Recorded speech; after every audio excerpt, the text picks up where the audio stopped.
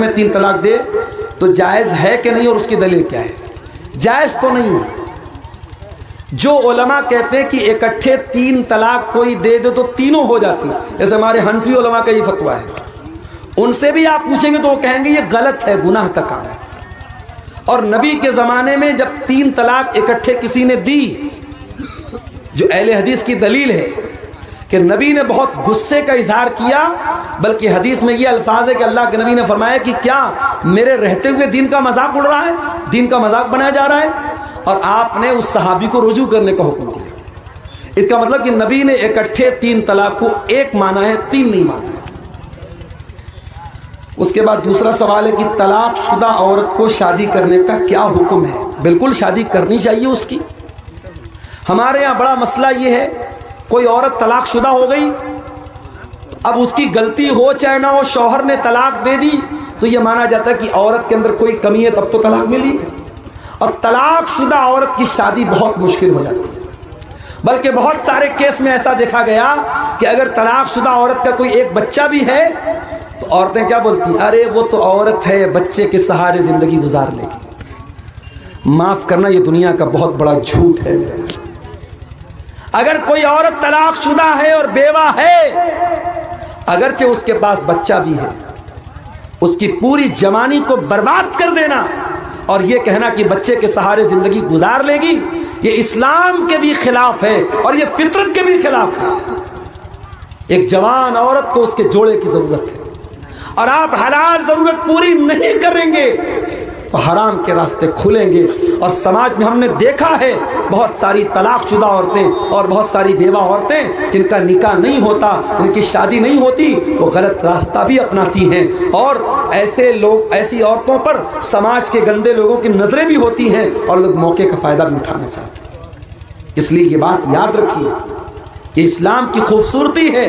اسلام تو ہمارے نبی نے صرف ایک بیوی جو آپ کے نکاح میں حضرت عائشہ تھی وہ کنواری تھی، باقی جتنی بیویاں تھیں سب طلاق شدہ تھی اور سب بیوہ تھی۔ اس لیے طلاق شدہ عورتوں سے نکاح کرنا چاہیے، اگر وہ اچھی ہے، دیندار ہیں، تو ایسی عورتوں سے نکاح کرنا چاہیے۔ ان کے گھر میں راشن پہنچا دینا، ان کی خبرگیری کرنا، یہ ان کی مدد نہیں، ان کی مدد یہ ہے ان کا گھر بسایا جائے، ان کو عزت کے ساتھ بیوی بنا کے لایا جائے۔ کیا ایک لڑکا ایک لڑکی کو شادی کا پیغام تنہائی میں دے سکتا ہے کہ نہیں؟ نہیں دے سکتا۔ لڑکا لڑکی کو کیوں دے گا شادی کا پیغام؟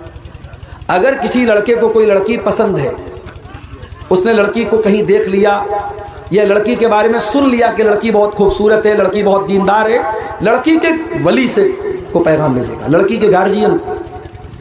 لڑکی کا نکاح لڑکی کے گارجین کی رضامندی کے بغیر نہیں ہو سکتا، یہ مسئلہ یاد رکھیے۔ یہ جتنا ہمارے یہاں جو لو میرج کا جتنا معاملہ ہو رہا ہے سب غلط ہے۔ اگر کسی کو واقعی میں کسی سے لو ہے، پیار ہے، پراپر چینل سے آؤ، صحیح طریقے سے آؤ، لڑکی کے گارجین کو راضی کرو، لڑکی کا ولی راضی ہے تب نکاح ہو سکتا ہے۔ لڑکی کو لڑکا نکاح کا پیغام دے، اس کی بالکل پرمیشن اور اجازت نہیں ہے۔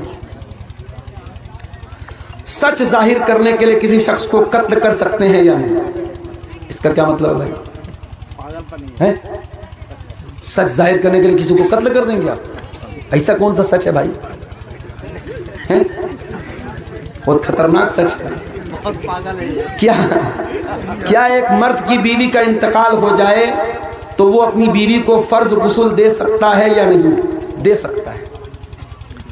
شوہر اپنی بیوی کو مرنے کے بعد غسل دے سکتا ہے، اس کو قبر میں اتار بھی سکتا ہے۔ ہمارے یہاں کہیں کہ بڑا گناہ سمجھتے ہیں، بیوی کا انتقال شوہر چھو نہیں سکتا، شوہر دیکھ نہیں سکتا، غلط ہے۔ حضرت علی رضی اللہ تعالیٰ عنہ نے اپنی بیوی کو غسل دیا، حضرت فاطمہ کو، اور ہمارے نبی نے حضرت عائشہ سے کہا تھا کہ اگر میرا انتقال تیری زندگی میں ہو گیا تو تو مجھے غسل دینا، مجھے کفن دینا، اور اگر تیرا انتقال پہلے ہو گیا تو میں تجھے غسل دوں گا۔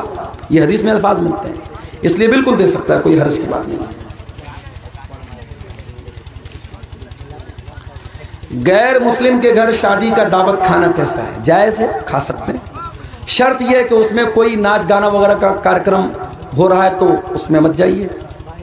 آپ ایسے ٹائم جائیے کہ کسی ایسے ناجائز کام میں آپ شامل نہیں ہیں۔ اب غیر مسلم کے گھر، یہ آپ نے سوال پوچھا کہ دعوت کھا سکتے ہیں، میں نے کہہ دیا کھا سکتے ہیں۔ اب جا کے وہاں ناچ گانا میں ٹھمکا بھی لگائیے آپ، اوکے عبدالغفار صاحب نے تو کہہ کے جا سکتے ہیں، تو وہ تو جائز نہیں ہے۔ ناچ گانا جو حرام کام ہو رہا ہے اس میں آپ شرکت نہیں کریں گے۔ اور اگر وہاں پہ نان ویج کھانا ہے، عام طور سے غیر مسلموں کے یہاں شادی میں نان ویج کھانا نہیں ہوتا، اگر نان ویج کھانا ہے تو پھر یہ کنفرم ہونا چاہیے کہ وہ حلال طریقے سے ذبح ہوا جانور کا ہے۔ ابھی میں آ رہا تھا غالباً ارریا کے قریب یا اور پہلے کہیں، میں نے دیکھا کہ ایک میٹ کی دکان ہے، اس پہ لکھا تھا جھٹکا میٹ ہاؤس۔ اب بہت سارے غیر مسلموں کے یہاں جھٹکا والا جانور، جھٹکا مطلب سمجھتے ہیں نا، وہ اسلام کے طریقے کا الٹ ایک طریقہ ہے کہ جانور کو جھٹکے سے مارتے ہیں۔ ہم لوگ جانور کو یہاں چھری چلا کے ذبح کرتے ہیں، وہ یہاں پہ مارتے ہیں اوپر۔ تو جھٹکا والے جانور کا گوشت حلال نہیں ہے۔ تو اگر گوشت آپ کھا رہے ہیں کسی بھی غیر مسلم کے یہاں، یا کسی ہوٹل میں آپ کھا رہے ہیں، کٹیہار میں، کشن گنج میں، پورنیہ میں، کہیں پر بھی ہوٹل میں آپ کھانا کھا رہے ہیں اور وہ ہوٹل غیر مسلم کا ہے، تو یہ کنفرم کیے بغیر، یہ ویریفائی کیے بغیر کہ کھانا حلال ہے کہ نہیں، گوشت حلال ہے کہ نہیں، آپ کو وہاں کوئی بھی نان ویج کھانا کھانے کی اجازت نہیں ہے۔ ہمارے یہاں وہ میک ڈونلڈ ہوتا ہے اور کیا کیا، اس میں جو برگر ہوتا ہے، پیزا ہوتا ہے، اس میں چکن والا بھی ملتا ہے، پتہ کر لیجئے وہ چکن حلال والا ہے کہ نہیں ہے۔ بہت سارے میک ڈونلڈ اور برگر کی کمپنیاں جو چکن کا سامان دیتی ہیں وہ مشین سے ذبح کرتی ہیں، وہ حلال طریقے سے ذبح نہیں ہوتا ہے، وہ جائز نہیں ہے آپ کے لیے، اس لیے اس معاملے میں بہت احتیاط کیجیے۔ جو لڑکا دہیج لے کر کے شادی کرے اس کا شادی میں کھانا کھانا کیسا ہے؟ اس کا دہیج لینا غلط ہے، اس کا شادی میں کھانا کھانا حرام نہیں۔ اس کی شادی میں، اس کی دعوت میں آپ کھانا کھا سکتے ہیں، مگر اس نے جو جہیز لیا ہے اس کے لیے وہ گنہگار ہوگا اور اللہ کے یہاں اس کو حساب دینا پڑے گا۔ ایک جانور میں کتنے آدمی قربانی کر سکتے ہیں؟ سارا سوال ابھی دیکھو، قربانی کتنا دن بعد ہے، ابھی سے قربانی، ابھی رمضان والا باقی، عید والا باقی ہے۔ ایک جانور میں، بڑے جانور میں 7 لوگ قربانی کر سکتے ہیں۔ ایک بڑے جانور میں 7 لوگ، میکسیمم 7 لوگ، 7 سے کم لوگ بھی کر سکتے ہیں، 5 لوگ مل کے ایک بڑے جانور میں کرنے چلے گا، میکسیمم 7 لوگ کر سکتے ہیں۔ لیکن چھوٹے جانور میں کوئی شرکت نہیں کر سکتا، چھوٹے جانور میں ایک آدمی اور اس کی فیملی کی طرف سے ہی چھوٹا جانور کر سکتے ہیں۔ مزار پر سجدہ کرنے والوں کے پیچھے نماز پڑھی جا سکتی ہے یا نہیں؟ اگر یہ معلوم ہے کہ امام مزار پہ سجدہ کرنے والا ہے تب تو آپ نماز نہیں پڑھیں، کیونکہ وہ مشرک ہے وہ۔ اور اگر آپ مارکیٹ میں گئے، کشن گنج گئے، فاربس گنج گئے، ارریا گئے، نماز کا ٹائم ہے، سامنے مسجد ملی، اب آپ کو معلوم نہیں کہ امام مزار پہ سجدہ کرتا ہے کہ نہیں کرتا ہے، آپ نماز پڑھ لیجیے، نماز پڑھ لیجیے۔ آپ جس امام کے بارے میں کنفرم معلوم ہے کہ وہ مزار پہ سجدہ کرتا ہے، اس کے پیچھے آپ نماز نہیں پڑھیں گے۔ کسی عورت کا شوہر انتقال کر جائے اور اس کے 1-2 بچے بھی ہوں تو بچے کس کے حوالے کیے جائیں؟ یعنی بچے کی پرورش کون کرے گا؟ اور اگر وہ عورت پھر سے شادی کر لے عدت کے بعد تب کیا مسئلہ ہے؟ دیکھیے، یہ بڑا اہم سوال پوچھا۔ اگر شوہر کا انتقال ہو گیا تو بچے کی جو پرورش ہے وہ عورت کرے گی، ٹھیک ہے، ماں کرے گی۔ اور اگر وہ عورت کسی اور سے نکاح کرتی ہے تو بھی چونکہ باپ کو تو انتقال، اگر باپ زندہ ہوتا، طلاق ہوئی ہوتی، تو عورت اگر دوسرا نکاح کرے گی تو اب بچے کی پرورش پھر باپ کے ذمہ ہو جائے گی۔ لیکن اگر باپ کا انتقال ہو چکا یہاں پہ تو اس کی پرورش ماں ہی کرے گی۔ اگر عورت کہیں اور نکاح کر رہی ہے تو اب اس کو اختیار اور آپشن ہے، اگر وہ چاہے اس کے مائکے میں اس کی ماں ہے، اس کے باپ ہیں، اگر وہ بچے کی پرورش کر سکتے ہیں ان کو سونپ کر کے وہ نکاح کرے، اور اگر اس کو لگتا ہے کہ اس کے مائکے میں کوئی کرنے والا نہیں تو وہ کنڈیشن لگا دے نا، جس سے دوسری شادی کرے وہ کنڈیشن لگا دے کہ آپ کو میں اپنے بچے کو بھی ساتھ میں رکھوں گی، اس کی بھی پرورش کروں گی۔ بچے کو یوں ہی چھوڑا تو نہیں جا سکتا۔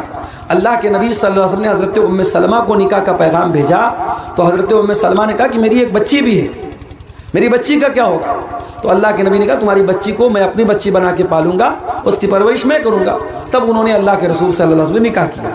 تو اس طریقے سے اگر شوہر کے انتقال کے بعد عورت کہیں اور نکاح کرتی ہے اور بچی بہت چھوٹی ہے، بچہ بہت چھوٹا ہے، تو وہ جہاں شادی کرے وہاں کنڈیشن لگا دے کہ میں اپنے بچے کو لے کر کے آؤں گی۔ اور اگر بچہ بڑا ہو گیا ہے اور نانا نانی کے ساتھ رہ سکتا ہے تو بغیر بچے کے بھی دوسرے کے ساتھ شادی کر سکتی ہے، کوئی حرج کی بات نہیں ہے۔